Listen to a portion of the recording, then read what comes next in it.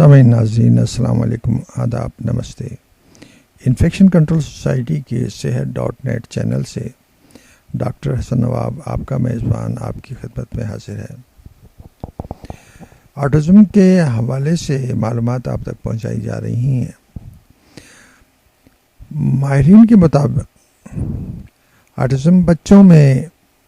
ابتدائی 3 برس میں ظاہر ہونے والی نمایاں علامات میں آئی کانٹیکٹ نہ کرنا، قریبی افراد کی طرف مائل نہ ہونا اور انہیں دیکھ کر خوشی اور لگاؤ کا اظہار نہ کرنا، مسکراہٹ کا نہ ہونا اور بہت دیر سے مسکرانا سیکھنا، مسکراہٹ کے جواب مسکراہٹ سے نہ دینا، تنہائی میں بھی خوش اور مگن رہنا، گود میں لینے اور لپٹانے سے ناپسندگی کا اظہار، کچھ مخصوص جسمانی حرکات کا مستقل جاری رکھنا، جیسا کہ ہاتھوں کو ہلانا اور دائیں بائیں آگے پیچھے ہلتے رہنا، کھلونوں میں کھیلنے کے بجائے ان کے مختلف حصوں میں غیر معمولی دلچسپی لینا، جیسا کہ کار کے پہیے، ڈوری یا پش بٹنز وغیرہ، کھلونوں کے مختلف طریقوں سے کھیلنا اور ایک ہی کھیل کو بار بار دہرانا، کھلونوں کے بجائے مختلف اشیاء کو کھیلنے کے لیے پسند کرنا، جیسا کہ خالی بوتلیں، ریپرز، ڈبے، ٹیشو،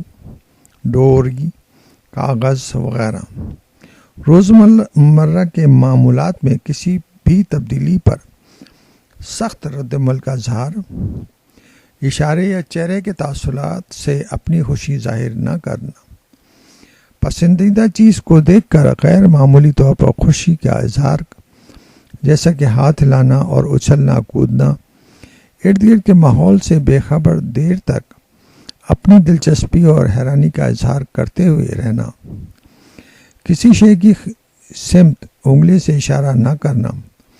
اور اشارے کی سمت نہ دیکھنا، ہم عمر بچوں میں دلچسپی نہ لینا، دیر سے بولنا سیکھنا یا بالکل نہیں بولنا،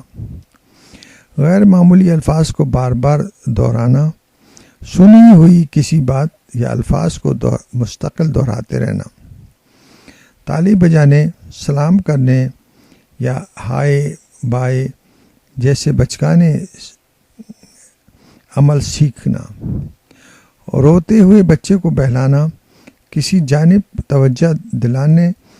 یا کچھ دیر کے لیے توجہ مرکوز رکھنے،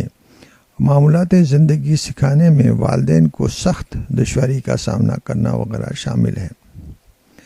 تاہم ضروری نہیں کہ یہ تمام علامات بچوں میں ایک ساتھ پائی جائیں، ان میں سے بعض علامات کا ہونا بھی آٹزم کی تشخیص یا ڈائگنوسس کا باعث بن سکتا ہے۔ اس لیے ضروری ہے کہ اگر اس قسم کے معاملات کسی کی فیملی میں آئیں تو صحیح طور پر سائیکیٹرسٹ کے پاس جا کر اور بچوں کے ڈاکٹر سے مشورہ کر کے اس کی علاج، معالجے اور تربیت کی طرف توجہ دینی چاہیے۔